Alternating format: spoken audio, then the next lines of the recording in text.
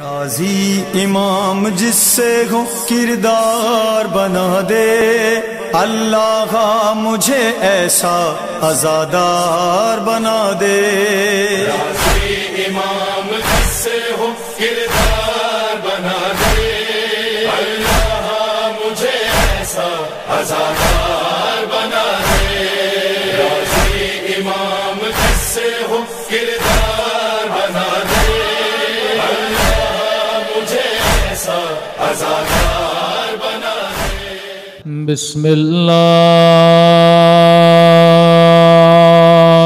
الرحمن الرحیم۔ الحمد للہ رب العالمین،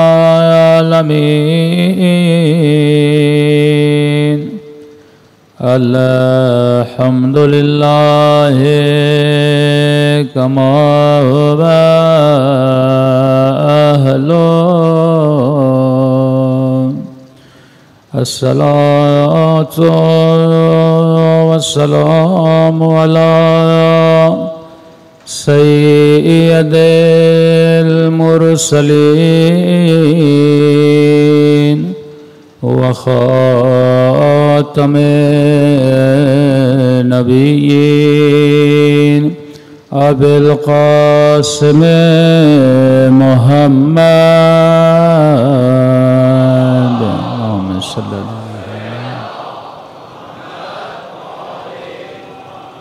وعلى آلہ الطیبین الطاہرین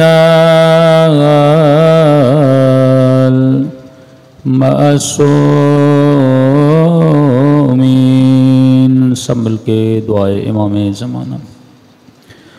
الہی عظم البلاء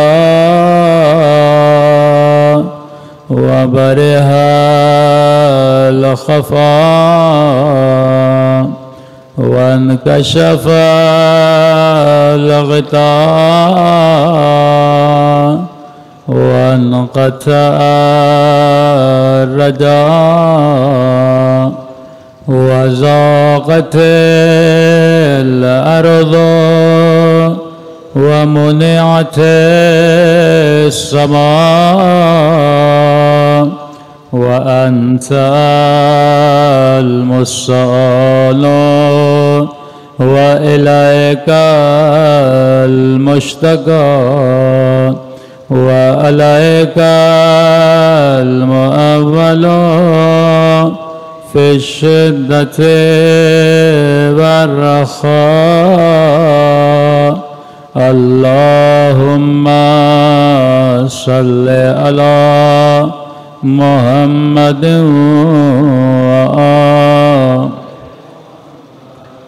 أولي الأمر الذين فرضت علينا طاعتهم وعرفتنا بذلك منزلتهم، ففرج عنا بحقهم فرجا عاجلا قريبا كلمح البصر أو هو أقرب۔ سب مل کے یا محمد یا علی یا علی یا محمد یا محمد یا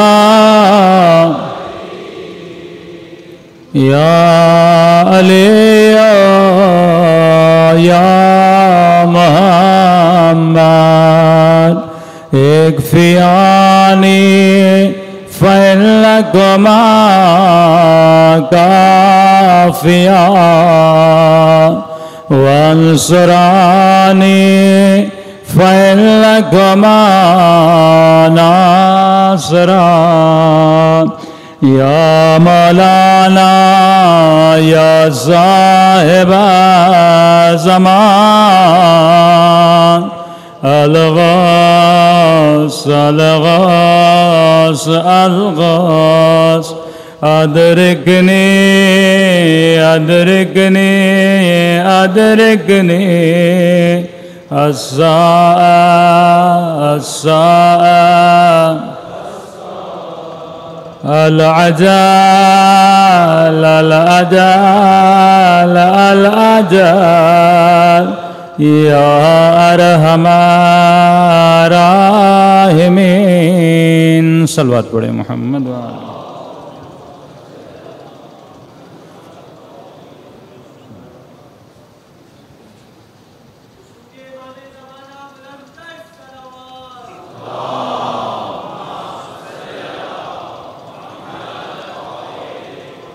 بسم اللہ الرحمن الرحیم رب اشرح لی صدری ویسر لی امری واحلل عقدۃ من لسانی یفقہوا قولی اما بعد فقد قال سبحانہ وتعالی فی محکم کتابہ المجید وفرقانہ الحمید وقولہ الحق واصدق الصادقین بسم اللہ الرحمن الرحیم قد افلح من زکاہا وقد خواب من دسہا صلوات پڑھے محمد وآل محمد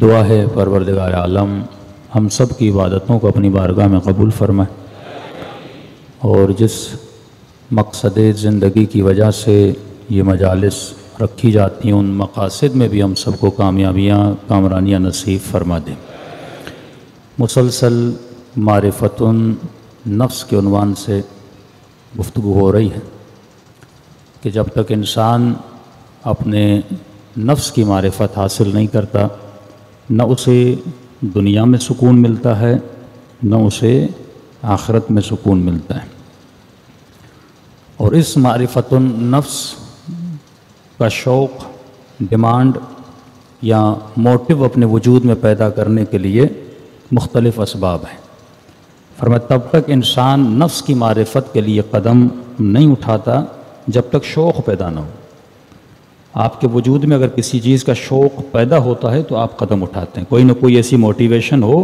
کہ جس سے آپ قدم اٹھائیں اور وہ علم حاصل کریں تو ہم نے 2 مجالس میں عرض کیا کہ خود نفس کی معرفت حاصل کرنے کے لیے انسان کا یہ سوچنا ضروری ہے کہ وہ ایک نہ ایک دن مجھے دنیا سے جانا ہے اور حقیقت آخرت ہے دنیا صرف عکس ہے کہ میں نے کئی سال پہلے ممبر سے ایک مثال دی تھی اخلاقی کہانی تھی کہ انگلینڈ میں ایک بادشاہ تھا اس کی بیٹی کا ہار بہت قیمتی گم ہو گیا اس نے اعلان کیا کہ جو بھی میری بیٹی کا ہار ڈھونڈ کے لائے گا میں اسے مثلاً 1000 پاؤنڈ انعام دوں گا بہت بڑا انعام تھا اس زمانے تو پورا شہر ڈھونڈنے لگا کہ ہمیں وہ ہار مل جائے ہم امیر بن جائیں تو ایک فقیر بندہ غریب بندہ ڈھونڈتے ڈھونڈتے اس کی نگاہ ایک نالی پر پڑی گندے پانی پر پڑی نجاست پہ پڑی اور اس نجاست میں اسے وہ ہار چمکتا ہوا نظر آیا آگے بڑھا خوش ہوا کہ مجھے تو 1000 پاؤنڈ مل گئے لیکن ہار تھا گندگی کے اندر نجاست کے اندر نکالتا تو کیسے نکالتا اس نے ایک لکڑی لی اور لکڑی سے اس ہار کو نکالنے کی کوشش کی لیکن جتنی لکڑی اس گندگی میں مارتا رہا لیکن ہار نکل نہیں رہا تھا نظر آ رہا تھا نکل نہیں رہا تھا اس نے کہا شاید لکڑی سے نہیں نکل رہا خود اترا پاؤں گندے کیے کپڑے گندے کیے پاؤں سے نکالنے کی کوشش کی نہیں نکلا ہاتھ سے نکالنے کی کوشش کی نہیں نکلا یہ مبہوت و پریشان یہ ہو کیا رہا ہے نظر آ رہا ہے لیکن نکل نہیں رہا کپڑے گندے کر دیے وجود گندا کر دیا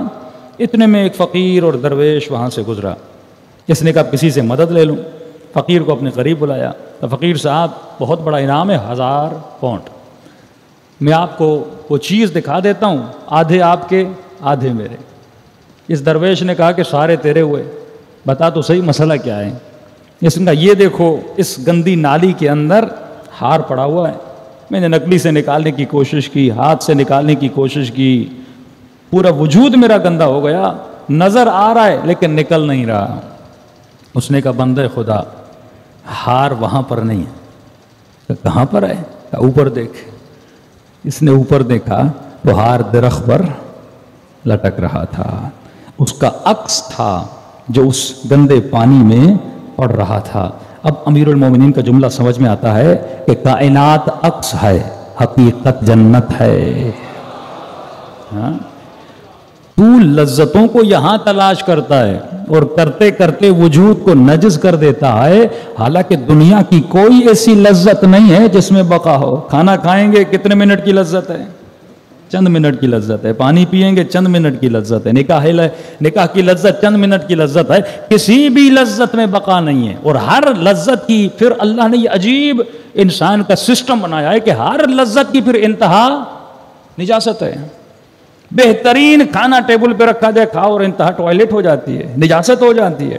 اس کا مطلب خدا کیا دکھانا چاہتا ہے؟ اے انسان، یہ جو لذت تم نے لی ہے، میں نے تھوڑی لذت تجھے عطا کی ہے صرف یہ بتانے کے لیے کہ دنیا کی لذتوں میں بقا نہیں ہے، بقا آخرت کا نام ہے، بقا قبر و قیامت کا نام ہے، بقا جنت کا نام ہے۔ تو کہیں ایسا نہ ہو تو اپنی دنیا کے لیے اپنی آخرت کو تباہ و برباد کر دے۔ تو یہ شوق اپنے بچوں کے ذہن میں آپ کو ڈالنا ہے کہ بیٹا دنیا ابدی نہیں ہے، ابدیت آخرت کا نام ہے۔ یہاں تو ایک مسافر خانے میں آیا ہے، 60 سال 20 سال 25 سال زندگی گزارے گا، اور جو بیج یہاں پہ بوئے گا وہاں پہ تجھے وہ چیز لینا پڑے گی۔ صلوات پڑھے محمد و آل محمد پر۔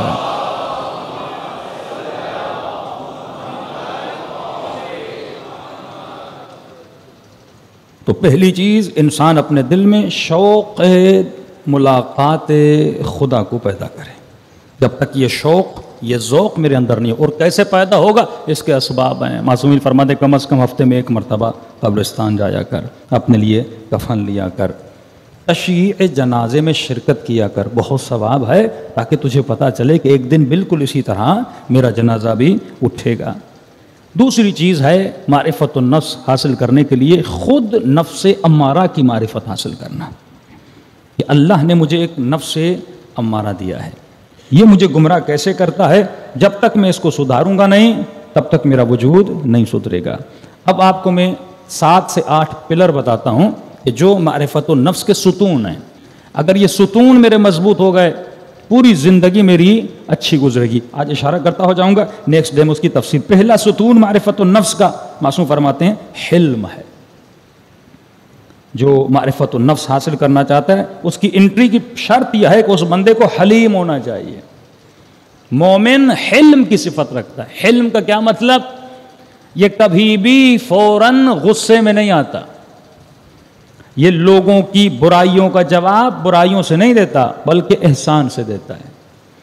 کئی ایسے لوگ تھے جو اس نیت سے آئے تھے اہل بیت کو قتل کریں، لیکن اخلاق علی ابن ابی طالب کو دیکھ کر وہ عاشق علی ابن ابی طالب بن گئے۔ یعنی آپ تصور کریں اگر امام حسین کا یہ اخلاق نہ ہوتا جو امام نے ہور کے ساتھ رکھا تھا، ہور امام کے لشکر میں نہ آتا۔ یہ اخلاق امام حسین تھا، یہ رفتار امام حسین تھی۔ جناب زہیر نے منع کر دیا میں نہیں آؤں گا، صاف منع کر دیا، جمانان اہل بیت کو واپس پلٹا دیا۔ لیکن جب خود جا کے مولا ملتے ہیں، پتہ نہیں امام نے کیا کہا، وہ کون سا اخلاق تھا کہ پھر امام حسین کو اس نے چھوڑا نہیں۔ وہب کا واقعہ دیکھیں، مسیحی ہے، کرسچن ہے، لیکن اخلاق اہل بیت سے اتنا انسپائر ہوتا ہے وہ اپنی جان تک اہل بیت پہ قربان کر دیتے ہیں۔ مطلب ہمارے چاہنے والے کا اخلاق یہ جہاں جائے لوگوں کو اپنی طرف اٹریکٹ کرے، یہ نہیں کہ گالیاں دے، یہ نہیں کہ غصے کا جواب غصے سے دے، یہ نہیں کہ بدکاری کا جواب بدکاری سے دے۔ اس کے وجود میں کیا ہوتا ہے؟ حلم ہوتا ہے، یہ احسان کر کے لوگوں کو اپنی طرف اٹریکٹ کرتا ہے۔ دوسرا پلر جو معرفت النفس کا وہ ہے علم۔ فرمایا جو معرفت النفس حاصل، پہلی شرط یہ ہے کہ اس کا اخلاق اچھا نہیں، یہ کبھی بھی معرفت النفس حاصل نہیں کر پائے گا، یہ کبھی بھی اپنے اخلاق کو نہیں بنا پائے گا، یہ کبھی بھی اہل بیت کا قرب حاصل نہیں کر پائے گا اگر اس میں یہ جذبہ نہیں ہے۔ پہلا جذبہ یہ ہے کہ لوگ کچھ بھی کہیں لیکن تمہارا اخلاق اچھا ہونا چاہیے، تمہاری رفتار اچھی ہونی چاہیے۔ اب اسی طرح آپ میاں بیوی دیکھ لیں، طلاقیں کیوں ہوتی ہیں؟ کیونکہ حلم نہیں ہے۔ آج کسی مومن نے کہا مولانا شادیاں بھی جلدی کر رہے ہیں اور طلاق بھی لوگ جلدی لے رہے ہیں. شادی کرنے کی بھی جلدی ہے، پھر 2 سال نہیں گزرتے طلاق لینے کی بڑی جلدی ہے. جس عورت میں حلم نہیں ہے، جس مرد میں حلم نہیں ہے، جس میں تحمل نہیں ہے، ایک دوسرے کے اخلاق کو تحمل نہیں کر سکتے، فوراً جدا ہو جاتے ہیں اور حقدار لعنت پروردگار عالم بن جاتے ہیں. لیکن اگر کسی کی جوان کی زندگی میں حلم ہو، یہ باپ حلیم ہو، یہ بیٹا حلیم ہو، نیاز والی حلیم نہیں ہے، یہ کردار والی حلیم ہے. ہاں وہ حلیم کھانے کے ہم بڑے شوقین ہیں، لیکن یہ حلم ہمارے وجود میں نہیں ہے. مجلسیں انسان کے وجود میں حلم پیدا کرتی ہے. یہ صبر امام حسین دیکھو کہ وہ مولا حسین کے بابا جو اپنے اشارے سے خیبر کے دروازے کو اکھاڑ دیتے ہیں. یہ پاور ولایت امیر المؤمنین ہے. چولی کے اشرے کا موضوع بھی ولایت تھا. یہ پاور ولایت امیر المؤمنین ہے کہ اپنے اشارے سے خیبر کے دروازے کو اکھاڑتے ہیں، اور انہی کے بیٹے امام حسین ایک بددعا نہیں دے رہے. ایک بددعا دیں تو پورا لشکر تباہ و برباد ہو جائے. لیکن یہ امام حسین کا حلم ہے، یہ صبر امام حسین ہے. وہ صبر جناب سیدہ تھا کہ کیونکہ اگر یہ اہل بیت تو رول ماڈل ہے نا. تم یہ دیکھو کہ مولا کے چہرے پر لعاب دہن پھینکا جاتا ہے، لیکن وہی مولا امیر المؤمنین صبر کرتے ہیں اور کھڑے ہو جاتے ہیں. جناب مالک اشتر کو ایک چاہنے والا دھکا دیتا ہے، پتہ نہیں کہ یہ مالک ہے کون ہے. بعد میں پتہ چلتا ہے کہ مالک ہے. پھر معافیا مانگنے پیچھے بڑھا، لیکن مالک نے سجدے میں جا کر کہا خدایا جس جوان نے میرے ساتھ بدتمیزی کی ہے مالک نے اسے معاف کر دیا، تو مالک کے گناہوں کو معاف کر دے. ہاں یہ کردار وَلْيَعْفُوا وَلْيَصْفَحُوا، معاف کرو اگر چاہتے ہو خدا تجھے معاف کرے، احسان کرو اگر چاہتے ہو خدا تیرے ساتھ احسان کرے. تو جب تک یہ صفات، یہ پلرز میرے وجود میں نہیں ہوں گے، تب تک میرے وجود میں نفس کی معرفت نہیں بڑھ سکتی. صلوات پڑھے محمد و آل محمد.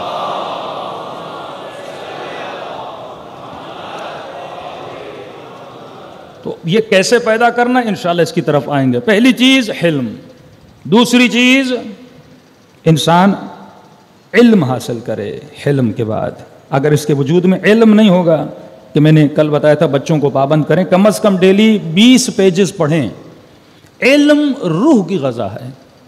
روح کو موٹا کرنا ہے، اسے علم دو. علم دو. ڈرامہ دیکھتے ہو، ٹی وی دیکھتے ہو، دوستوں کے ساتھ گپ شپ مارتے ہو، فضول چیزیں تمہارے ذہن میں جا رہی ہیں. لیکن اگر علم اپنے وجود میں، بھائی دن میں آدھا گھنٹہ فکس کر لو، مجھے تفسیر قرآن پڑھنی ہے، معراج السعادہ پڑھنا ہے، تاریخ انبیاء پڑھنی ہے، تاکہ کچھ نہ کچھ میں سیکھتا رہوں. اور علم آپ کے وجود سے جدا نہیں ہوتا، ہر شے آپ کے وجود سے جدا ہو جاتی ہے. تیسری چیز معصوم فرماتے ہیں کہ ہمارے چاہنے والے کے اندر صفت رشد ہوتی ہے. اگر کسی کے اندر صفت رشد نہیں ہے، یہ معرفت النفس کا علم حاصل. رشد کا مطلب کیا؟ جناب مختار ثقفی کا لقب کا تھا قیس، ان کا فرقہ بنا فرقہ کیسانیہ. قیاست مطلب مومن ہوشیار ہوتا ہے، مومن تیز ہوتا ہے، یہ فتنوں کو جانتا ہے، یہ باطل خیالات کو جانتا ہے، یہ فوراً پکڑ لیتا ہے کہ شیطان مجھے بھی گمراہ کر رہا ہے. فلاں بندے نے جب میرے ساتھ دوستی کی ہے تو یہ میرے ساتھ اچھائی کرنا چاہتا ہے یا برائی کرنا چاہتا ہے. یہ اپنی اچھائی اور برائی کے راستوں کو فوراً منتخب کرتا ہے اور اتنا ہوشیار ہوتا ہے کہ خود کو گمراہی سے بچا دیتا ہے. اگر جناب حر کے وجود میں صفت رشد نہ ہوتی، کبھی بھی حر کو ہدایت نہ ملتی. اس نے رات کو بیٹھ کے کیلکولیشن کی کہ حر اگر تو یزید کے لشکر میں جائے گا کیا ملے گا، اگر تو حسین کے لشکر میں جائے گا تو کیا ملے گا. یزید کے لشکر میں تھوڑی بہت عہدہ مل جائے گا، لیکن اگر حسین کے لشکر میں جائے گا تو جنت مل جائے گی. قیامت کے دن جس نبی کا کلمہ پڑھتے ہو اس نبی کو منہ کیسے دکھاؤ گے؟ اور جس امام حسین کی والدہ کے لیے ایک جملہ نکال نہیں سکتے، قیامت کے دن اسی جناب زہرا کو کیا چہرہ دکھاؤ گے جب پوچھیں گے تم نے میرے بیٹے کو مارا تھا؟ تو جب اس نے کیلکولیشن کی تو اور قیس تھا، اور کے وجود میں رشد تھا. اور امام فرماتے ہیں علی کا چاہنے والا بے وقوف نہیں ہوتا، عقل مند ہوتا ہے. صلوات پڑھے محمد و آل محمد.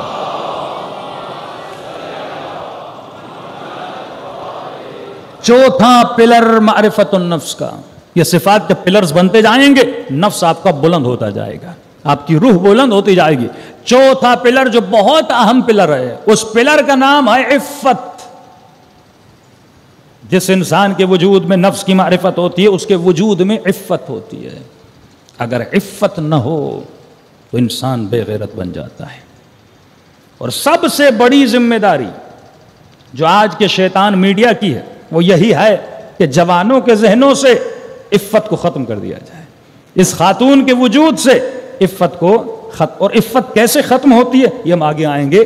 عفت کو ختم کرنے میں سب سے بڑا جو کردار ادا کرتا ہے وہ آپ کا نفس امارہ ہے. وہ سب سے پہلے تلاش کرتا ہے کہ آپ کے دل میں کس چیز کی لذت ہے. وہ اس لذت کو آپ کے سامنے کھڑا کرتا ہے اور اس لذت کو حاصل کرنے کے لیے آپ کی عفت کو آپ سے لے لیتا ہے.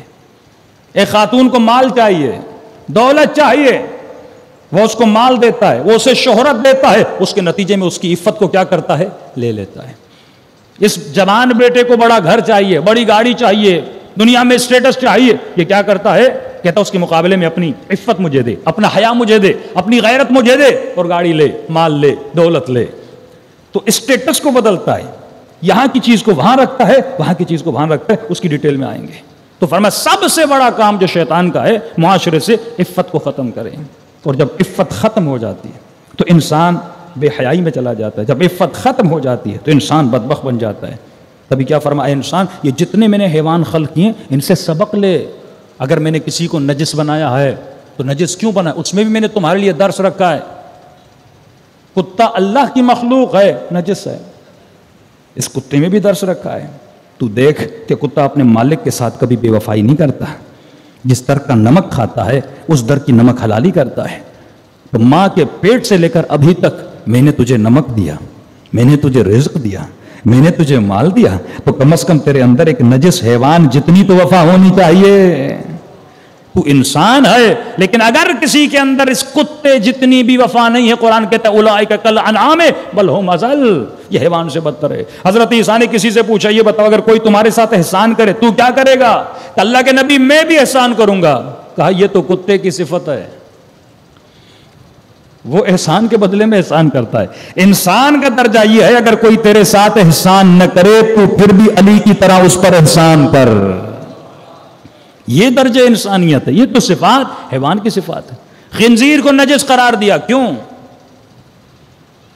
کیونکہ اس میں عفت نہیں ہے. اگر تو اس کا گوشت کھائے گا تیرے وجود سے بھی عفت ختم ہو جائے گی. ویسٹرن ورلڈ میں مرد کی مرد سے شادی ہو رہی ہے, خاتون کی خاتون سے شادی ہو رہی ہے, قوانین پاس کیے جا رہے ہیں گے کے نام سے, لیسبین کے نام سے. یہ کیوں؟ عفت ختم کی جا رہی ہے. اگر انسان میں شعور ہوتا, عقل ہوتا, آج تک تم نے کبھی دیکھا کتا کتے سے شادی کرے, حیوان حیوان سے شادی کرے؟ لیکن انسان کے وجود سے جب عفت ختم ہو جاتی ہے یہ خفت کے دروازے میں چلا جاتا ہے, یہ بدبختیوں کے دروازے پہ چلا جاتا ہے. معاشرے سے اگر عفت ختم ہو جائے, سب سے بڑی ذمہ داری جب ایک اسٹیٹ کی ہوتی ہے وہ کیا ہوتی ہے کہ اپنے معاشرے میں عفت کو بڑھائے, اپنے کلچر میں عفت کو بڑھائے, اپنی ٹی وی میں عفت کا درس دے. کہ میں نے اس دن بعد کی بات لوگوں نے کہا مولانا آپ نے یہ مثالیں کیوں دیں؟ کہ میں نے کہا اگر آج کسی کو قومی ہیرو بنایا جا رہا ہے تو ایک ایسی خاتون کو جس میں عفت ہی نہیں ہے. کیا اس ملک میں ریلیجیس عورتیں کم ہیں جنہوں نے اس ملک کے لیے کچھ کیا ہو, اس ملک کی خواتین کے لیے کچھ کیا ہو, کوئی ایجوکیشنل ورک کیا ہو, لیکن کسے ہیرو بنایا جاتا ہے اس سال نہیں پتا کس کو بنایا گیا. جو ایکٹریسز ہیں, جو بے حیا ہیں, جو بے عفت ہیں, ان کو بنایا جاتا ہے تاکہ یہ آپ کا چھوٹا بچہ ہے نا, آپ کی چھوٹی بچی ٹی وی پہ دیکھے گی, ہاں بھائی آج قومی ہیرو کون بنا؟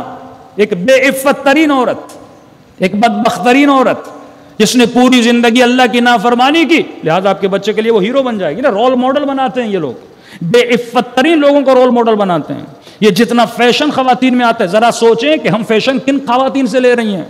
کائنات کی بے عفت ترین عورتیں آپ کے لباس کی ماڈل بن جاتی ہیں, آپ کے میک اپ کی ماڈل بن جاتی ہیں, وہ زندگی کے رول ماڈل بن جاتے ہیں. اور یہی مرد سوچے کہ اگر میں جس کو اپنا رول ماڈل بنا رہا ہوں, اب باریک چیزیں اس ممبر سے بیان نہیں کی جاتی, ایون عزاداری میں جو ہم پہنتے ہیں کرتے ہیں سب کچھ آپ دیکھیں ہمارے اسٹائل کن سے ملتے ہیں, وہ جو بے عفت ترین لوگ ہیں ہم ان کو کاپی کر رہے ہوتے ہیں. یہی تو شیطان کا کام ہے نا, ہم آزاد کرتا ہے وہ نفخات نفاسات, یہ قرآن بتاتا ہے, وہ تمہارے رول ماڈل بناتا ہے تاکہ تو اس کو فالو کرے. اور جب معاشرے سے عفت ختم ہو جاتی ہے تو بڑے بھرلے سے لوگ باہر نکلتے ہیں, جلوس نکلتا ہے ان بدبختوں کا. ویسٹرن ورلڈ میں یہ باہر جلوس نکالتے ہیں بڑی بے عفتی سے, بے حیائی سے, کہ جو نیچر کے خلاف ہے اس کے باہر آتے ہیں. مختلف انہوں نے شیطانی ٹولے بنائے ہوئے ہیں. اور یہاں تک کہ پاکستان کی سینٹ میں ایک بندے نے بل لانا چاہا کہ پاکستان میں بھی ہم گے کا قانون لانا چاہتے ہیں. بھائی انہوں نے کہا یہاں نہیں ہو سکتا. کہا نہیں پاس نہ کرو, ہمارا یہ مقصد نہیں کہ تم یہ قانون پاس کرو، کم از کم اس قانون کی قرارداد ایک دفعہ پیش ہو جائے تاکہ لوگوں کے کانوں میں بات جائے اور ان کو عادت ہو جائے کہ ایک دن پاکستان میں یہ بھی ہو سکتا ہے۔ تو جب معاشرہ بے عفت ہو جاتا، اب جب عفت ہی نہیں ہے، اس میں حیا ہی نہیں ہے، تو کیا ہو جاتا ہے؟ یہ کبھی بھی اللہ کی اطاعت نہیں کرے گا۔ یہ وہی عفت تھی جو امام حسین کہ امام زین العابدین 40 سال اکبر پہ اتنا نہیں روئے، قاسم پہ اتنا نہیں روئے، اپنے بابا پہ اتنا نہیں روئے کہ شہادت تو ہمارا ورثہ ہے نا، لیکن کس چیز پہ رو رہے تھے؟ ماؤں بہنوں کی چادروں پر۔ یہ وہ غم تھا جو امام سجاد کو کیا گیا کہ امام کی دعا کے جملے ہیں، قد سقطت امی، اے کاش میری ماں نے مجھے سخت کر لیا ہوتا، میں وہ بازار کا منظر نہ دیکھتا کہ شرابیوں کے بیچ میں ہماری مائیں بہنیں کھڑی تھیں۔ یہ عفت ہے، یہ عفت ہے جو اہل بیت کے وجود کے اندر تھی، اور ان کی آنکھوں سے خون کے آنسو بہتے تھے۔ تو جس کے اندر عزت نفس نہیں ہے اس کی عفت۔ اور بس اس بھائی کو غیرت نہیں آتی، بہن پردہ کرے نہ کرے، حجاب کرے نہ کرے، کیونکہ اس کی تربیت ایسی ہوئی ہے، ایک ایسی سوسائٹی میں اس کی تربیت ہوئی ہے، اس کے اندر عفت کی کوئی ویلیو نہیں رہی۔ اس شوہر کے لیے کوئی ویلیو نہیں ہے میری بیوی چادر پہنتی ہے کہ نہیں پہنتی۔ سنگل بال بھی اگر کسی عورت کا نظر آتا ہے نا، رسول فرماتے میں نے معراج میں دیکھا کہ عورتوں کو بالوں سے لٹکایا گیا ہے، کیونکہ اللہ کی اجازت نہیں ہے عورت سمجھے کہ میرا وجود میرا نہیں ہے، یہ امانت پروردگار عالم ہے، اور اگر اللہ کی امانت ہے تو مجھے قطعاً اس امانت میں خیانت نہیں کرنی۔ ہاں اگر کوئی خاتون بتا دے بھائی جناب سیدہ کا حجاب کیا تھا، کم از کم ہم وہ حجاب نہیں کر سکتے تو واجب حجاب تو ہم کر سکتے ہیں۔ یہ جوان پوچھے کہ مولا علی کی غیرت کا معیار کیا تھا، اگر اتنی غیرت تمہارے اندر نہیں ہے تو کم از کم سمپل غیرت تو انسان اپنے وجود میں پیدا کر سکتا ہے۔ تو اگر یہ چیزیں، یہ پلرز انسان کے وجود میں نہ ہو، کبھی بھی وہ معرفت و نفس حاصل نہیں کر سکتا۔ صلوات پڑھے محمد و آل محمد۔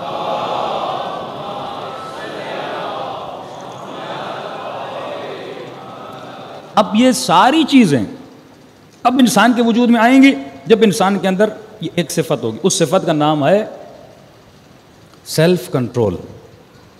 اگر میرے وجود میں ضبط نہیں ہے، مثلا اگر مجھے کوئی گالی دے رہا ہے میں فوراً بھڑک اٹھتا ہوں، کیوں؟ کیونکہ میرے اندر سیلف کنٹرول نہیں ہے، میں اپنی ذات پہ کنٹرول کرنے کی توانائی اور طاقت نہیں رکھتا۔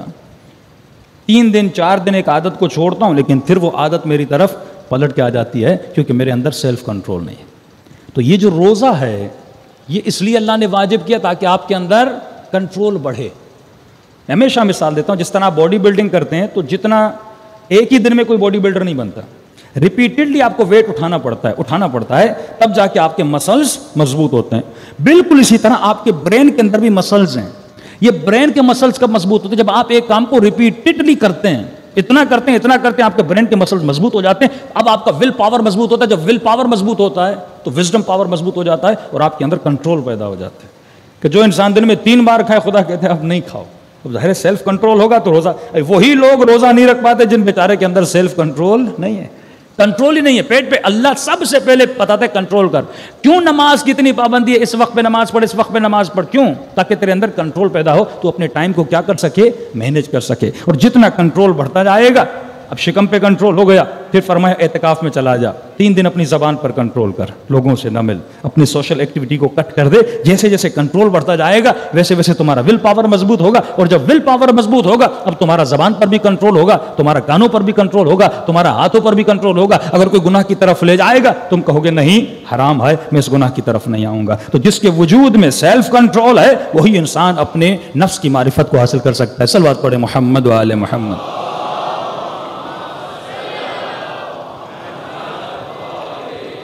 اب اس نفس کے خلاف مجھے جنگ کیا لڑنی ہے؟ مولا فرماتے ہیں سب سے بڑا جہاد اور سب سے بڑی کوشش جو انسان کو کرنی ہے وہ اپنے نفس کے خلاف کرنی ہے۔ کہ انسان جو حسرت کھاتا ہے کاش میں کربلا میں ہوتا جہاد کرتا، میں اصحاب بدر کے ساتھ ہوتا جہاد کرتا، میں اہل بیت کے ساتھ ہوتا اور دشمن سے جہاد کرتا۔ میرے امام فرماتے ہیں انسان تو ابھی بھی جہاد کر سکتا ہے۔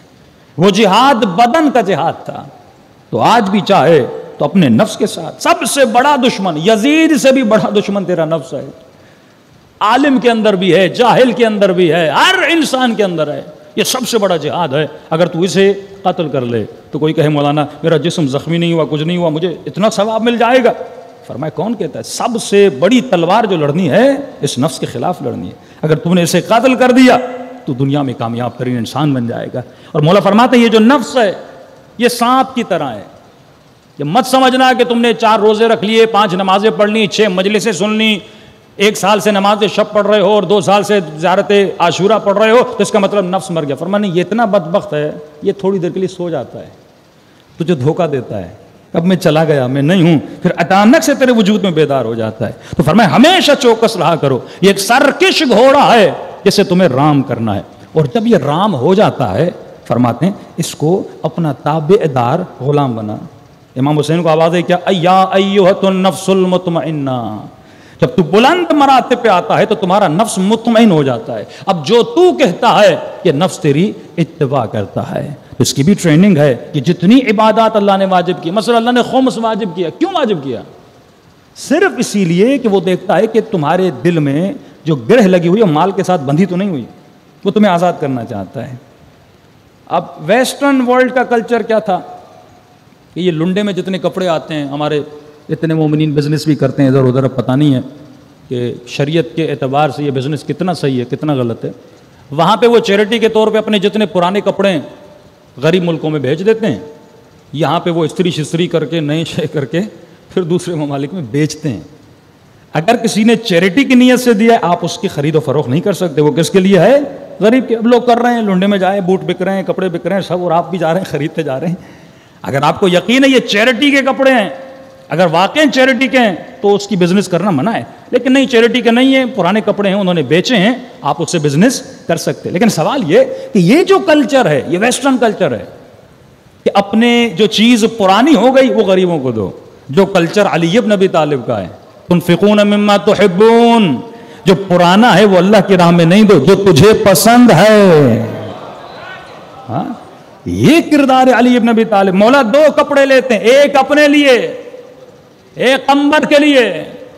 درزی نے 2 کپڑے جدا کیے, ایک اعلیٰ کپڑا تھا ایک تھوڑا سادہ سا تھا, اس نے اعلیٰ مولا کو دیا, جو ہر آدمی کرتا ہے, غلام کے لیے سادی چیز لیتا ہے اپنے لیے اچھی لیتا ہے, اور جو سادہ تھا وہ قمبر کو دیا. امام نے کہا ایسا کیوں کر رہا ہے, جو اچھے والا ہے وہ قمبر کو دے, جو سادہ والا ہے وہ علی کو دے. قمبر نے کہا مولا آپ آقا, آپ مولا, آپ اچھا لباس پہنے. فرمایا قمبر علی بوڑھا ہو چکا ہے, تو جوان ہے, جوانوں پر اچھی چیزیں اچھی لگتی ہیں, ہاں تو معیاری چیز پہن. فرماتے بیٹا حسن میرا دل کرتا ہے میں کباب کھاؤں. کئی دن ہو گئے علی نے کباب نہیں کھایا, ان کا بھی دل کرتا تھا. ہاں, تو امام حسن نے بڑے دنوں کے بعد بابا کا دل کر رہا ہے, مولا جاتے ہیں کباب بناتے ہیں, گھر میں لاتے ہیں, سفرے پہ رکھتے ہیں. اچانک در پہ فقیر کی آواز آتی ہے کوئی مجھے کھانا دینے والا.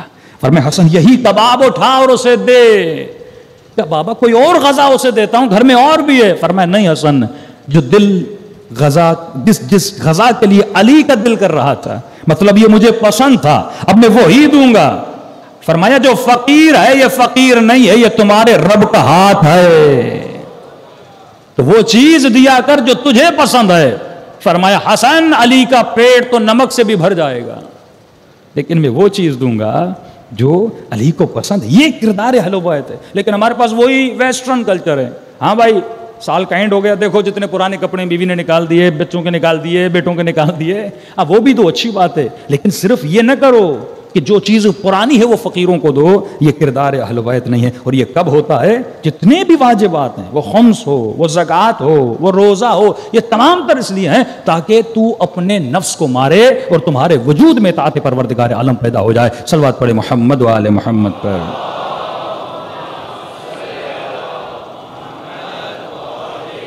تو ایک تو تمہارے نفس کو یہ جہاد پسند نہیں ہے, وہ نہیں چاہتا کہ تم یہ کام کرو. دوسرا تمہارے نفس کو یہ پسند نہیں, تم اس پہ کنٹرول کرو. تیسرا اس نفس بدبخت میں ایک عادت ہے, یہ راحت طلب ہے. کیا ہے؟ راحت طلب, سکون طلب, آسائش طلب, لگژری لائف اسٹائل کا شوقین ہے.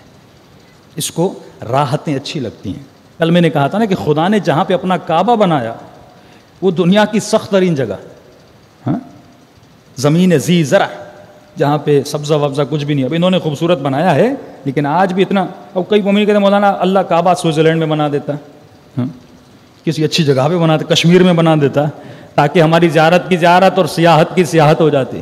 لیکن اللہ نے کہاں پہ بنایا؟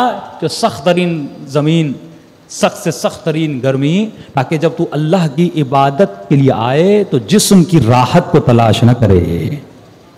ہاں، کئی لوگ کربلا کی زیارت کے لیے جاتے ہیں، 5 اسٹار ہوٹلوں میں رہ رہے ہیں. یہ تم نفس کو راضی کر رہے ہو.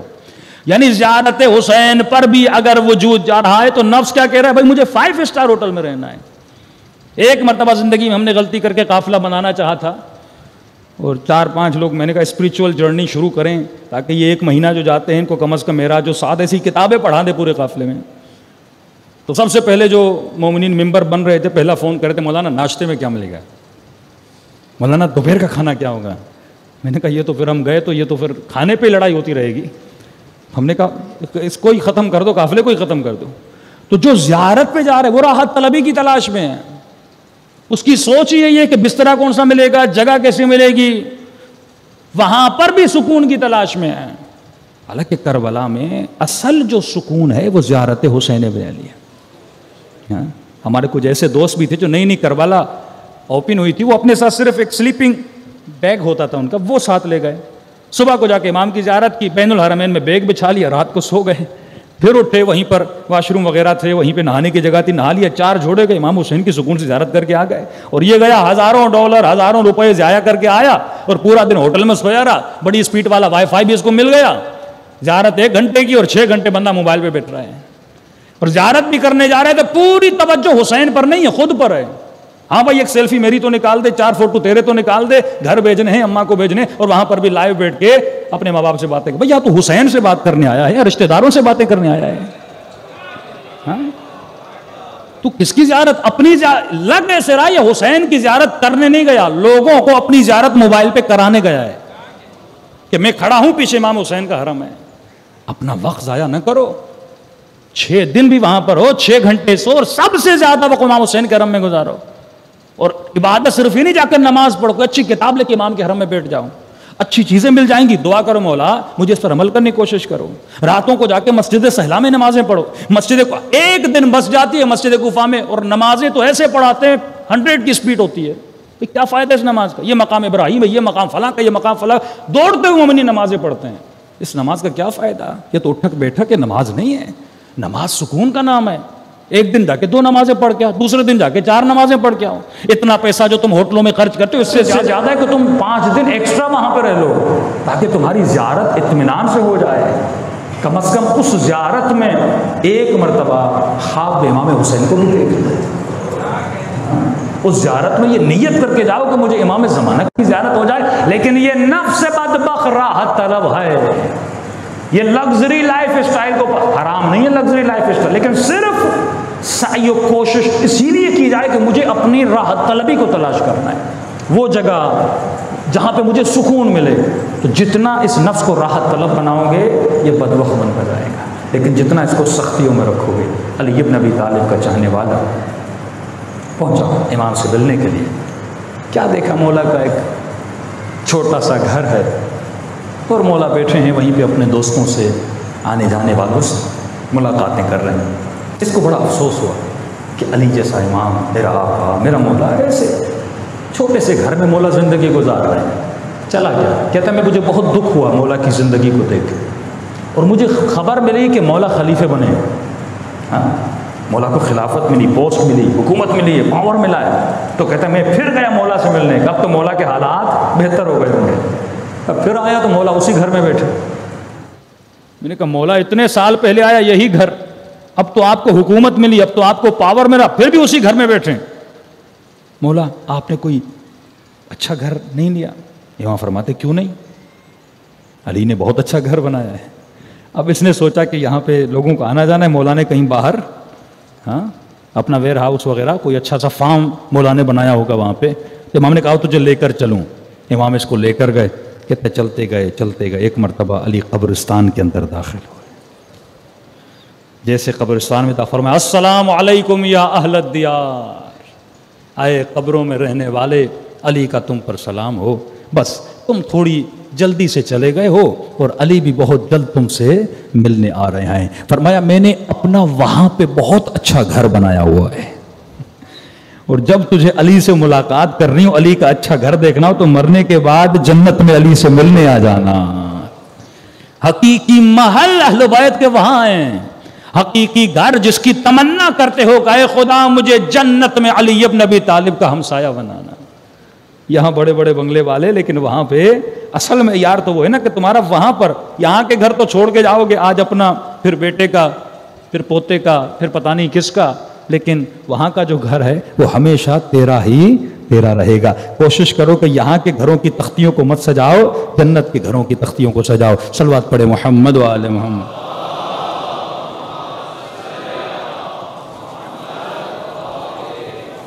بار دیگر صلوات پڑھے محمد و آل محمد۔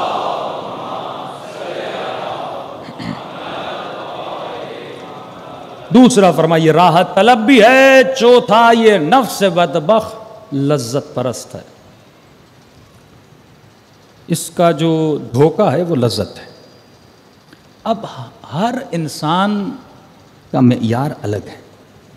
اکثر لوگ کہتے ہیں کہ مولانا، علماء فرماتے ہیں کہ خدا کا شکر کرو کہ تم کوفے کے ماحول میں نہیں تھے، شکر خدا کرو کہ اتنوں سالوں کے بعد یہاں پیدا ہوئے ہو اور آج تم 14 کے 14 معصومین کے ماننے والے ہو۔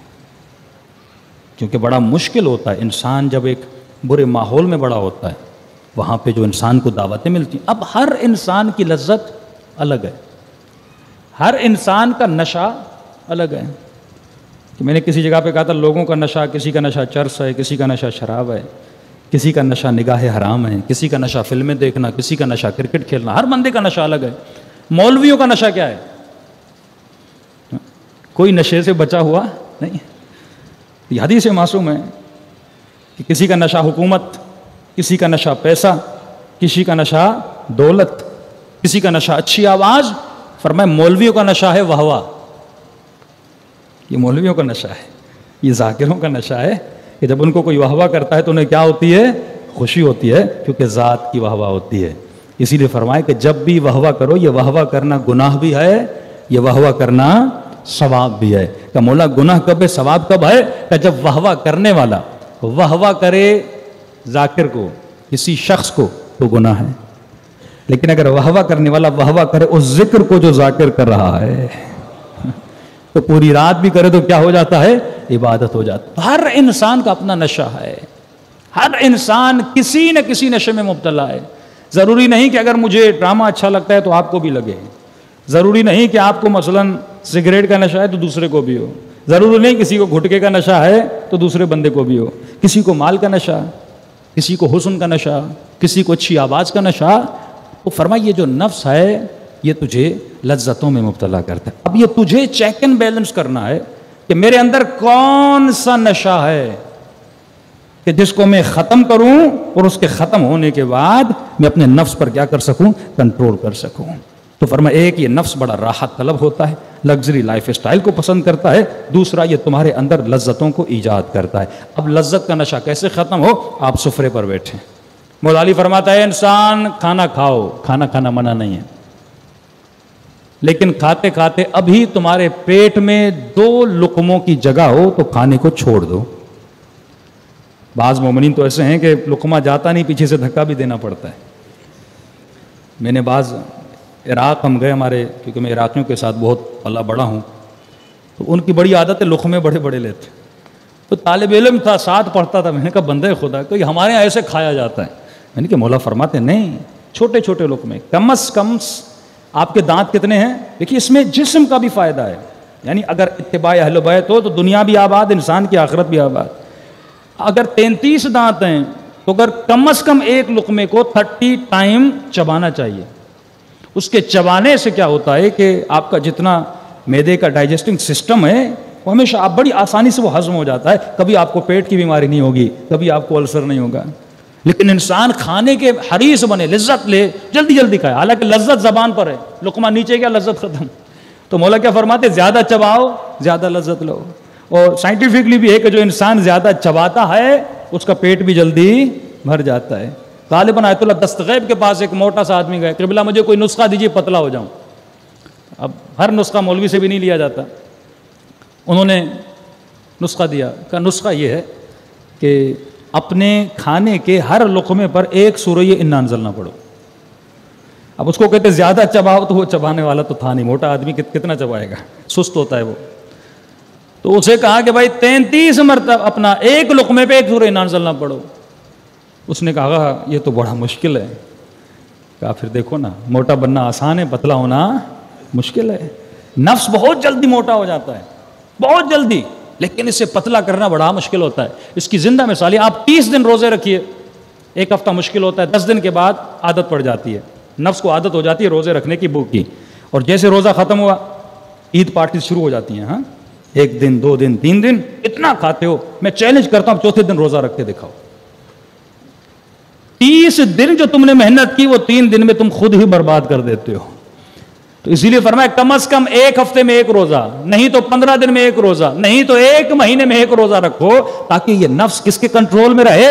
تمہارے کنٹرول میں رہے. ایسا نہ ہو کہ تم مرغی کا غلام بن جائے، ایسا نہ ہو تم مچھلی کا غلام بن جائے. دیکھو سفرے پر جب کھانا آتا ہے، اب آپ کو ایک مرتبہ پتا چلے یہ میرا سب سے پسندیدہ کھانا ہے، اس دن کنٹرول کر کے دکھاؤ نا. کہ مولا کو کباب پسند ہے، فقیر آتے ہیں دے دیتے ہیں، پھر کہتے ہیں علی کا پیٹ تو نمک سے بھی بھر جائے گا. اب کیا یہ کنٹرول، یہ سیلف کنٹرول، کہ میں اپنی لذتوں پہ کنٹرول کر سکتا ہوں؟ کہ میں نے کئی مرتبہ مثال دی کہ رسول خدا گزر رہے ہیں، دیکھا جوان بڑے بڑے پتھر اٹھا رہے ہیں، کہ یا رسول اللہ یہ بہت بڑے بہادر ہیں.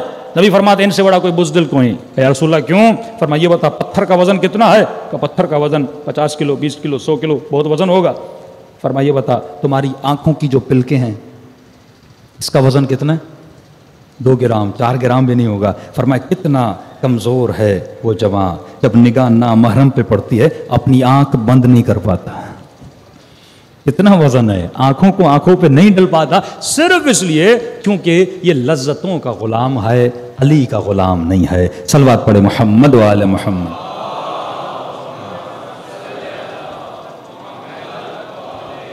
محمد وعجل فرجہ. تو جب تک انسان اپنی لذت پرس بنے گا تو کبھی بھی علی کی ولایت کے اندر داخل نہیں ہو سکتا. جب تک ڈھونڈے یہ تمام تر چیزیں آپ ڈھونڈیں کہ میری کمزوری کیا ہے، میری ویک پوائنٹ کیا ہے. وقت بہت جلدی سے گزر رہا ہے. فرمایا ایک چیز معرفت النفس حاصل کرنے سے پہلے عزت نفس کا خیال رکھنا ہے. Self respect. جس انسان میں عزت نفس نہیں ہے وہ انسان گناہ کرتا ہے. جس انسان میں عزت نفس نہیں ہے وہ اہل بیت. تو پہلے اپنی عزت کرنا سیکھ. بچوں کو سیلف ریسپیکٹ کا درس دیجیے. ہم کیا کرتے ہیں؟ بچوں کو ضائع کر دیتے ہیں. ماڈرن سائیکولوجی میں بتایا جاتا ہے کہ 2 سال سے لے کر 7 سال تک اس بچے کا جو ذہن ہے یا برین ہے وہ بہت کریٹو ہوتا ہے. تبھی آپ دیکھتے ہیں نا بچے، چھوٹے چھوٹے بچے ہر چیز میں ہاتھ ڈالتے ہیں. گلاس رکھا وہ توڑ دیا، کوئی چیز لائے اس کو کھلونا لے کر آیا باپ بڑا مہنگا، بچے نے توڑ دیا، بچے کو مارنا شروع ہو گیا. کتنی مہنگی چیز ہے، اب بچہ ہے اس کو کیا پتا؟ کیونکہ خدا نے اس کا ذہن کریٹو بنایا. وہ ہمیشہ تلاش میں رہتا ہے، تجسس میں رہتا ہے، تحقیق میں رہتا ہے، ریسرچ میں رہتا ہے کہ یہ کیا ہے. لیکن اگر فرماتے ہیں اکثر لوگ 99% لوگ اپنے بچوں کو ڈانٹ کر مار کر ان کا جو کریٹیوٹی ہے وہ کیا کر دیتے ہیں؟ تباہ و برباد کر دیتے ہیں. میں ساؤتھ افریقہ کے میں نے چند یہودیوں کا لائف اسٹائل پوچھا کہ یہ ظاہر یہودی بڑے ذہین ہیں، دنیا میں سب سے زیادہ PhD ہولڈر آپ دیکھیں سارے یہودی ہیں، دنیا کے بڑے سے بڑے بزنس ایسے ہی تو نہیں سنبھالے ہوئے نا، انہوں نے محنت کی ہے. تو وہ اتنی اپنی شریعت کی پابندی کرتے ہیں کہ پوری ایک مجلس اس پہ ہو سکتی ہے. مثلا ان کی خواتین 6 مہینے کے بعد کوئی کھانا نہیں کھاتی. کیا کرتی ہیں؟ زیادہ تر دودھ اور کھجور. ان کی شریعت میں کہ حضرت مریم نے بھی کھجور کھائی تھی، اور یہ سائنٹیفکلی بھی ثابت ہے کہ جو خواتین کھجور کھاتی ہیں بچہ طاقتور بھی ہوتا ہے. اور کیا کرتی ہیں؟ 6 مہینے کے بعد کوئی زیادہ کام نہیں کرتی.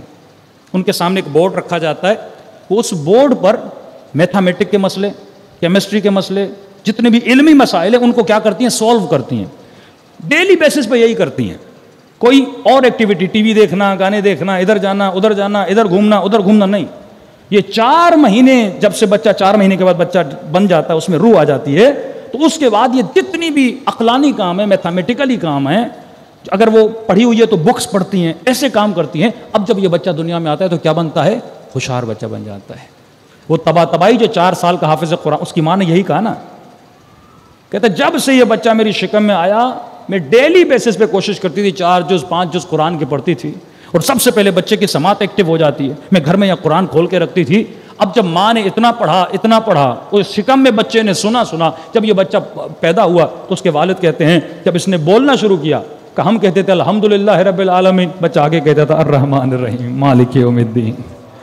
ہاں آپ اپنے ہاتھوں سے اپنے بچوں کو بنا سکتے ہیں، لیکن کیونکہ علم معرفت و نفس نہیں ہے، تربیت کا علم نہیں ہے، ایک کے پاس 5 بچے ہیں، ایک نشائی بن گیا، ایک پتہ نہیں کیا جواری بن گیا، ایک کیا بن گیا، بچے تباہ و برباد ہو گئے۔ جو سب سے برترین نعمت پروردگار عالم تھی ہم نے اس کو تباہ کر دیا۔ اس بچے کی سیلف رسپیکٹ کو سائیکالوجی میں کہتے ہیں سیلف اسٹیم، اس کی اسٹیم کو تباہ کر کے ہم نے بچے کو تباہ کر دیا۔ اس کا جتنا کریٹو مائنڈ تھا ہم نے اسے خراب کر دیا۔ بچہ اگر نقصان کرے اسے سمجھاؤ کہ میرے لال یہ برائی ہے، یہ اچھائی ہے، یہ اس طرح بنتا ہے، یہ اس طرح بگڑتا ہے، تو آہستہ آہستہ اب جب یہ 7 سال کا بنے گا، جس طرح آپ کو کوئی گالی دیتا ہے آپ کو برا لگتا ہے، لیکن آپ اپنا دفاع کرتے ہو، آپ کے ساتھ کوئی زیادتی کرے آپ ڈیفینس کی پوزیشن میں آ جاتے ہو، یہی کیفیت ایک چھوٹے بچے کی ہوتی ہے۔ جب آپ اس کو مارتے ہو، جب آپ اس کو پیٹتے ہو، جب آپ ڈنڈیوں سے اس کو مارتے ہو تو اس بچے کو بھی غصہ آتا ہے، لیکن بچہ ہے غصہ نکال نہیں پاتا، آپ کو کچھ کہہ نہیں پاتا تو یہ غصہ اپنے اندر ڈالتا رہتا ہے، لہٰذا بچے کی جو سیلف رسپیکٹ وہ کیا ہو جاتی ہے؟ تباہ ہو جاتی ہے۔ تبھی مولا فرماتے ہیں اکرموا اولادکم، اے علی کے چاہنے والو اپنے بچوں کو عزت دو اور اپنے بچوں کو ادب سکھاؤ۔ اگر پوری رات اور دن ماں باپ آپس میں لڑتے رہیں گے بچہ ادب سیکھے گا، ایک دوسرے کو گالیاں دیتے رہیں گے یہ بچہ ادب سیکھے گا۔ پوری زندگی یہ دیکھے کہ بابا امی سے لڑتے رہے، امی بابا سے لڑتے رہے، یہ کبھی بھی با ادب نہیں بنے گا۔ نہ ہی اس بیٹی سے یہ توقع رکھے اس کی شادی ہو جائے گی، اس کا گھر بنے گا۔ تمام تر جڑ یہ ہے کہ ہم اپنی زندگیوں میں ہم نے وہ اخلاق پیدا نہیں کیا جو اخلاق اہل بیت علیہ الصلوۃ والسلام تھا۔ اس جنگ کی حالت میں کہ آج جناب علی اصغر کی رات ہے نا، فرماتے ہیں جناب رباب نے بہت ساری مقاتل کی کتاب دیکھی، کہتے ہیں اس بی بی نے اصغر پہ رویا نہیں۔ جب پوچھا جاتا تھا بی بی رو کیوں نہیں رہی ہو، فرماتے اگر میں روں گی تو حسین کو حوصلہ کون دے گا؟ ہاں یہ اخلاق کربلا ہے نا، سیدہ زینب کا اخلاق دیکھیں، یہ حوصلہ کہاں سے آتا ہے؟ بچپن سے اہل بیت نے اپنے بچوں کی تربیت ایسی کی تھی، اخلاق کے ساتھ تربیت کی تھی، اچھی رفتار ان کو۔ اب جب تک تو بچے کو اپنی عزت کرانا نہیں سکھائے اب عزت کیسے ڈیولپ ہو؟ دیکھیے نا یہاں پہ کیا ہوتا ہے کہ پھر وہی کہہ رہا ہوں کہ یہاں یہ اچھائی کو برائی کے نام پہ رکھا جاتا ہے، برائی کو اچھائی کے نام پہ۔ اس بچے کو سکھاؤ کہ میرے لال، مثلا بچہ کہے کہ بابا فلاں بچہ گالیاں دے رہا ہے، میں کیوں گالی کیوں نہیں دوں؟ تم کو بیٹا جب کوئی گالی دیتا ہے نا اس کی عزت ختم ہو جاتی ہے، اگر تو بھی گالی دے گا تیری عزت بھی ختم ہو جائے گی۔ بیٹی کو سکھاؤ بیٹی جو حجاب نہیں کرتی، جو عفت میں نہیں ہوتی وہ اپنی عزت ختم کر دیتی ہے، ہاں اس کی کوئی ارزش نہیں ہوتی، اس کی کوئی قیمت نہیں ہوتی، لیکن اگر تم حجاب کرو گی تو امام حسین کے سامنے تمہاری عزت ہوگی، حضرت عباس کے سامنے تمہاری عزت ہوگی، جناب سیدہ فاطمہ کے سامنے تمہاری عزت ہوگی۔ تو بچے کو اس طرح سمجھاؤ اور اسے بتاؤ کہ عزت کیا ہے، ذلت کیا ہے۔ اور خطرناک معاشرہ یہ ہے کہ یہ عزتوں اور ذلتوں کی جگہوں کو بدلتے ہیں۔ آج ایک خاتون ٹک ٹاک پہ بے حیائی پھیلاتی ہے، ٹی وی والے اسے عزت دیتے ہیں، یہی شیطان کا کام ہے۔ اگر کوئی حسین ابن علی کا سر قلم کرنے جا رہا ہے اسے عزت دی جاتی ہے، انعام دیا جاتا ہے، مقام دیا جاتا ہے، پوسٹ دی جاتی ہے کہ تم نے حسین کا سر قلم کیا ہے۔ یہی شیطان کا کام ہے کہ عزت اور ذلت کی جگہ کو بدل دو۔ جس چیز میں عزت ہے اسے ذلت کر کے دکھاؤ، جس چیز میں ذلت ہے اسے عزت کر کے دکھاؤ۔ ایک ڈانس کرنے والی، ایک گویا، ایک بدبخت، ایک اوریانی پھیلانے والی خاتون کو معاشرہ کیا دیتا ہے؟ عزت، اس کو رسپیکٹ دیتا ہے۔ وہ خاتون جو اوریانی پھیلاتی ہے اسے انعامات دیے جاتے ہیں، عزت دی جاتی ہے۔ اب ظاہر ہے یہ بچہ دیکھ رہا ہے نا، آپ کو وہ ماحول دینا ہے، اس کو صحیح تعلیم آپ نے دینی ہے کہ بیٹا یہ عزت نہیں ہے، یہ ذلت ہے، یہ دنیا کا دھوکہ ہے، یہ عزت نہیں ہے۔ اصل عزت یہ ہے کہ تم پروردگار عالم کے سامنے عزیز رہو۔ اصل عزت یہ ہے کہ جب تمہیں تمہاری قبر سے اٹھایا جائے تو ملائک تیرے استقبال کے لیے آئیں۔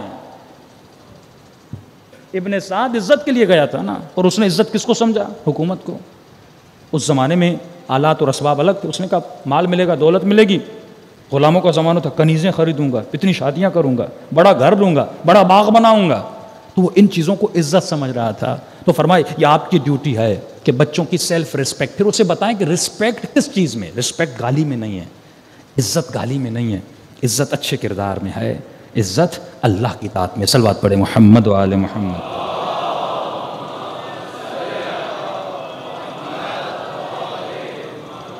بار دیگر صلوات پڑھے محمد و آل محمد.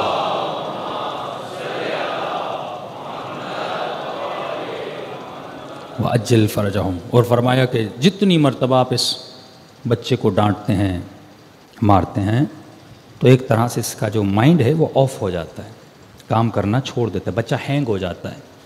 تو ایسے بچے بڑے ہو کر نہ بڑے سائنسدان بنتے ہیں نہ بڑے کارنامے کرتے ہیں. تو زندگیاں ایسے ہمیں گزارنی چاہیے جیسے اہل بیت نے تعلیم دی. لیکن ایشو یہ ہے کہ نہ ہم پڑھتے ہیں نہ ہم سنتے ہیں. فرمایا سب سے بڑی نشانی ایک بے وقوف کی یہ ہے, وہ اپنی غلطی کو تسلیم نہیں کرتا. اسے پتہ بھی ہوتا ہے میں غلط ہوں لیکن کرتا ہے, لاپرواہ ہوتا ہے. ایسے انسان کی قیامت میں سزا بہت ہے. آیت اللہ بہجت کے پاس لوگ گئے, قبلہ ہمیں نصیحت کریں. انہوں نے کہا سب سے بڑی میری نصیحت یہ ہے, کتنا پیارا جملہ گولڈن ورڈز کے ساتھ اپنے گھروں میں لگائیے. فرمایا میرے لال, جتنا پتہ ہے اس پر عمل کر. یہ زندگی کی سب سے بڑی نصیحت ہے کہ جو کچھ تم نے سنا.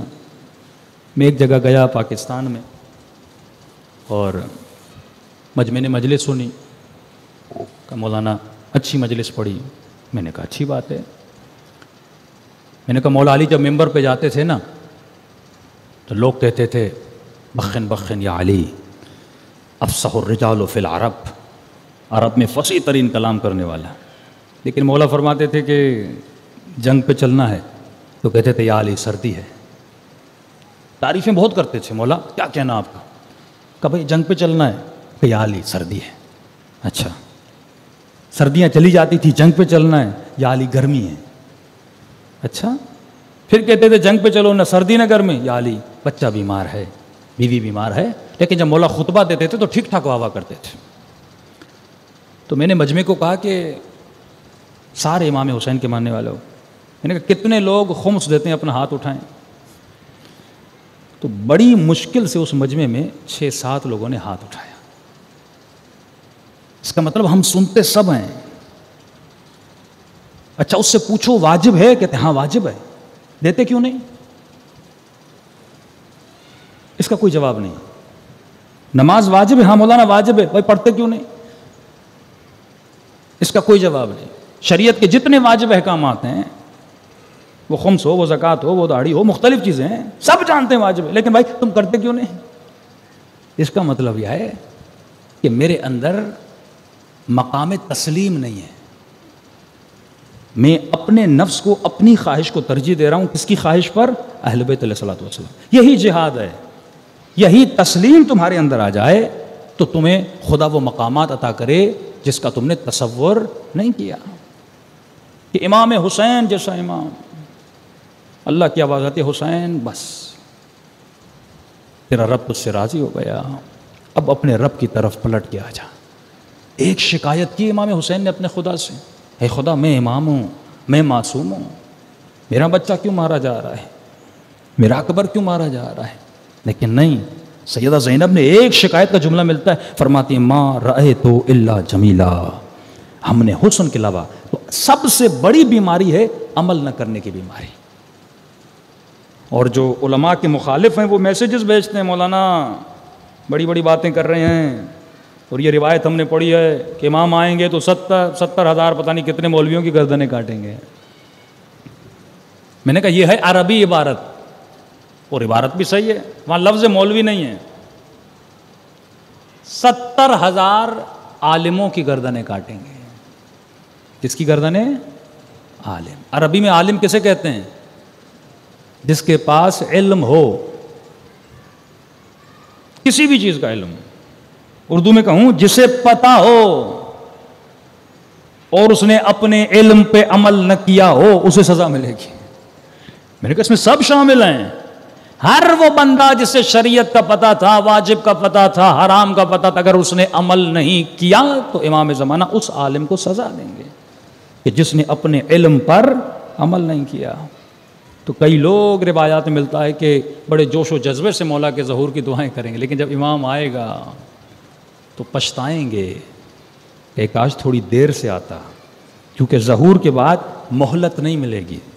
ابھی جی رہے ہو، مہلت ہے، خود کو سدھار لو، لیکن جب مولا کا ظہور ہو جائے گا ذرہ برابر مہلت نہیں ملے گی. امام فرمائیں گے اور کتنی مہلت دوں، کتنے محرم تم نے سنے، کتنی شہادتیں تم نے سنی، کتنی مرتبہ سنا کہ علی اصغر کو شہید کیا گیا، میری ننھی سی سکینہ کو تماچے لگے، کتنے سال میں غیبت میں رہا، علم تجھ تک پہنچا تھا لیکن تم نے اپنے علم پہ عمل نہیں کیا تھا. بہت سخت زمانہ ہوگا امام زمانہ کا زمانہ.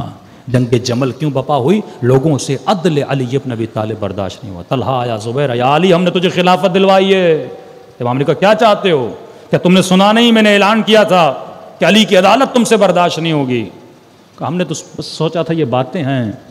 امام فرماتے ہیں نہیں، جب وہ دیا بجھاتے ہیں تو سمجھ جاتے ہیں کہ علی کچھ دینے والے نہیں ہیں. علی سے دشمنی نہیں تھی، عدل علی ابن ابی طالب سے دشمنی تھی، کیونکہ امام کا جو فیصلہ ہے اور بالاخص جو امام زمانہ کا فیصلہ ہوگا وہ صرف ظاہر پر نہیں ہوگا، ظاہر پر بھی ہوگا، باطن پر بھی ہوگا. دعا کریں کہ پروردگار عالم ہمیں توفیق اطاعت دے، ہمیں یہ توفیق دے جو سنتے ہیں ان باتوں پہ عمل کریں. کچھ لوگوں کی مثال قرآن دیتا ہے اولئک وقر فی آذانہم. کچھ لوگ ایسے ہیں جیسے کانوں میں پتھر ہیں، ایسے سنتے ہیں جیسے سن نہیں رہے، سن کے انسنی کر دیتے ہیں. قرآن کہتا ہے یہ قیامت کے دن بھی بہرے ہو کر اٹھیں گے، آنکھوں سے دیکھا تو عمل نہیں کیا تھا، یہ اندھے ہو کر اٹھیں گے. تو اگر قیامت کے دن بینائی چاہتے ہو، شنوائی چاہتے ہو، تو زندگی ایسی گزارو جیسی اہل بیت نے کہی ہے. صلوات پڑھے محمد و آل محمد.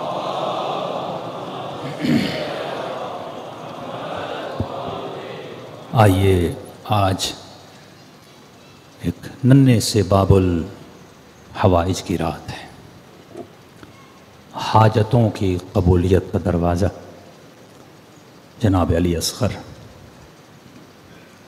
لیکن جب بھی روئیں تو محسوس کر کے رویا کریں کہ جناب رباب پہ کیا گزری ہوگی. محسوس نہیں کریں گے نا، آپ کو وہ احساس نہیں ہوگا اہل بیت پہ کتنی بڑی مصیبت آئی تھی. ایک ذاکر کہتے ہیں کہ مصیبت تو حضرت زہرا نے بھی دیکھی تھی. بی بی کے پیٹ میں بھی 6 مہینے کا بچہ تھا، ظالموں نے آگ کا دروازہ گرایا، وہ بچہ سخت ہو گیا. فرمایا ماں تو ماں ہوتی ہے نا، ماں تو اس بچے سے بھی پیار کرتی ہے جس بچے کو دیکھا نہیں ہے، سخت ہو گیا.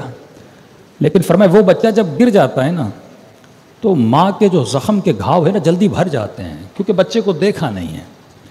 لیکن فرمایا جس ماں کا بچہ پیدا ہو، 6 مہینے بچے کے نخرے اٹھائے، اپنی گودی میں لے، اس ماں کے لیے بڑا مشکل ہوتا ہے کہ اپنے بچوں کے زخم دیکھے.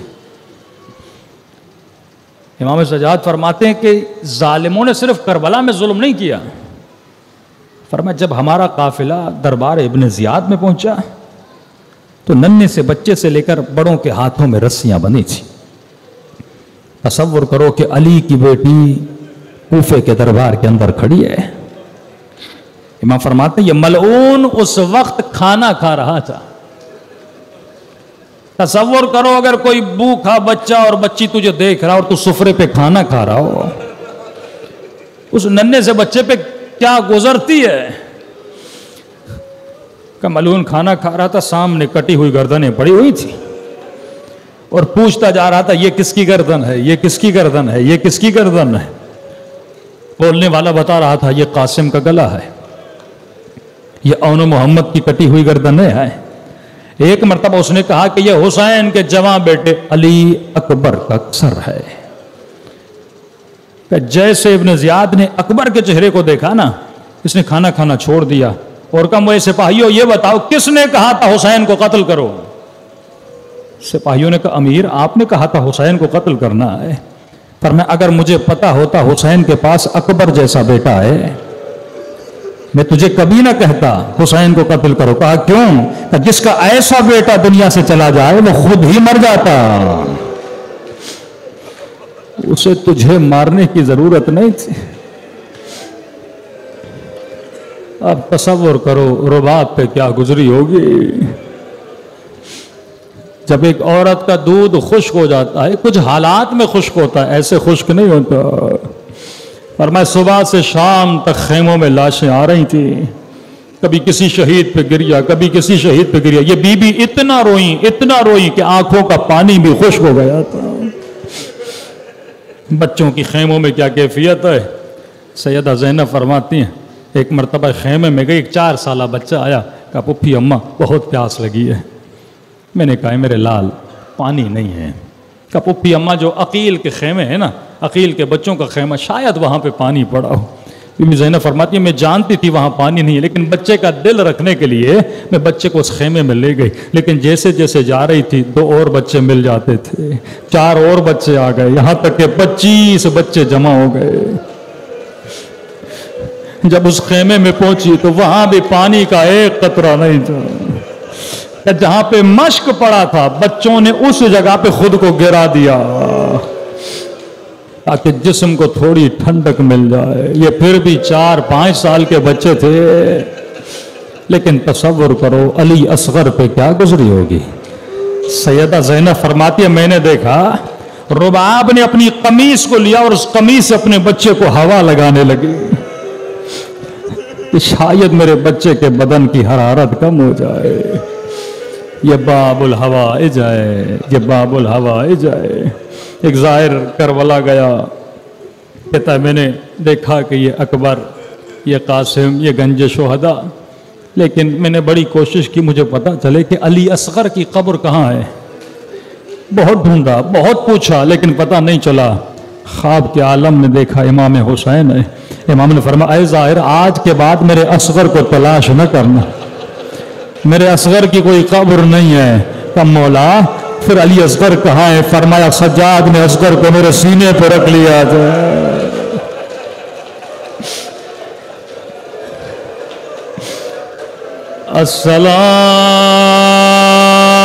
السلام علی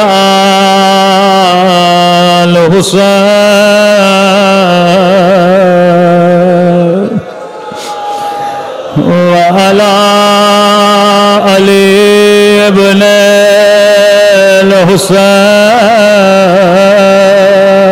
الحسین وعلی اولاد الحسین وعلی اصحاب الحسین. میرا سلام رباب کی اجڑی ہوئی گودی پہ. اللہ کسی ماں کو ننھی سی گردان نہ دکھائے.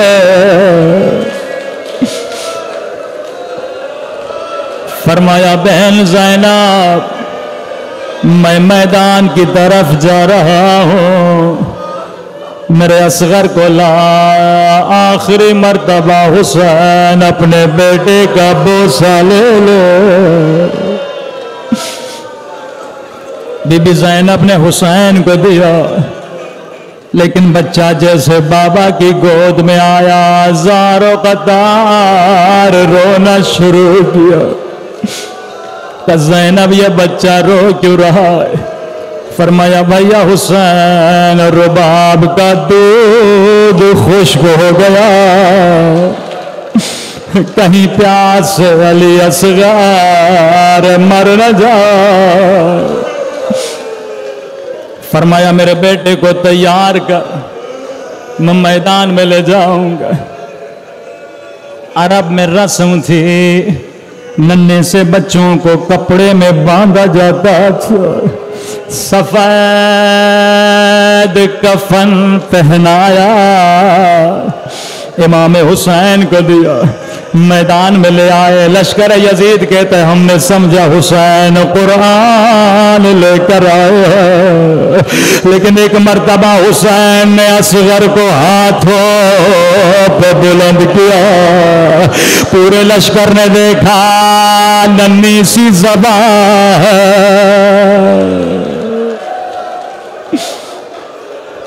عجیب جملے امام حسین کے.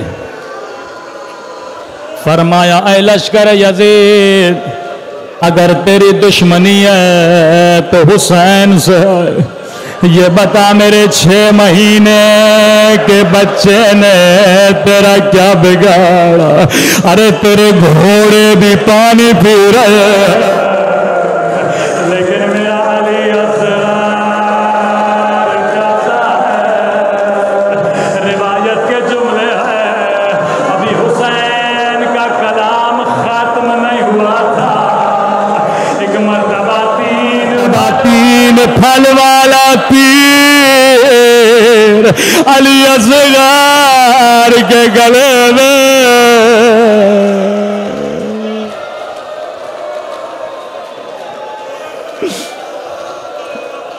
لوہا بڑا سخت تھا، اصغر کا گلا بڑا نرم تھا، یہاں تک کہ تیر حسین کے بازو میں لگا. ایک مرتبہ امام حسین نے خنجر نکالا، جو کپڑا ماں نے باندھا تھا حسین نے کپڑے کو پھاڑا تاکہ میرے بچے کو تڑپنے میں آسانی ہو.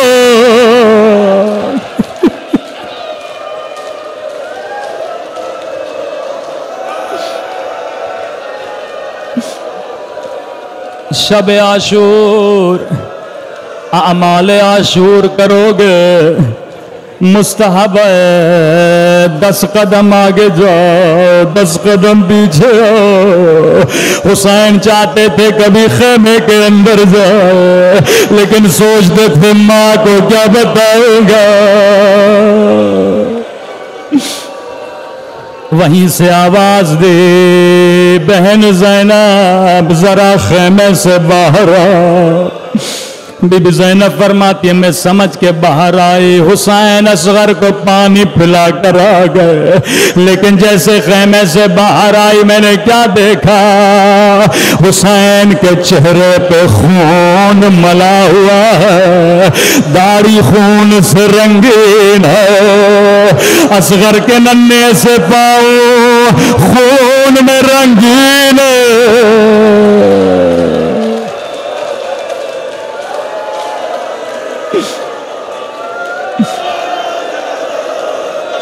زینب ماں کو نہ بتانا، ماں برداشت نہیں کر پائے گی. خیمے کے پیچھے گئے، ننھی سی قبر کو کھودا. میں کہوں گا کاش حسین نے علی کی طرح جس طرح زہرا کی 40 قبریں بنائی تھی، علی اصغر کی 40 قبر بنا دے.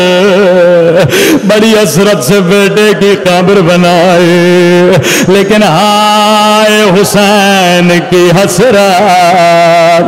11 محرم کا دن آیا، حرملا نے کہا میرا سر کہاں ہے؟ ماں سے پوچھا بتا حسین نے اصغر کو کہاں دفن کیا تھا، لیکن رباب کیسے بتائے؟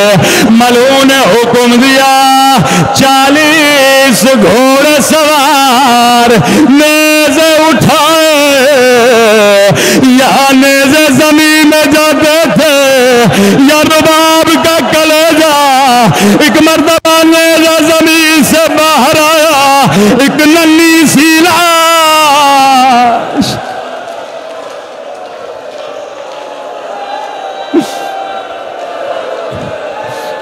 نیزہ زمین سے باہر آیا، ننھا سا لاشا. روایت کے بڑے سخت جملے آئے. ملعون لاشے کو لیا، ماں کے سامنے آیا. کر رباب تو نے نہ بتایا، اب میں تیرے سامنے ذبح کروں گا. یہاں تلوار چلی رباب کی فریاد بلند ہوئی، او میرا لال 3 مرتبہ، ایک مرتبہ تیر سے شہید ہوا، دوسرا نیزے سے، تیسری مرتبہ تلوار سے، ماتم حسین۔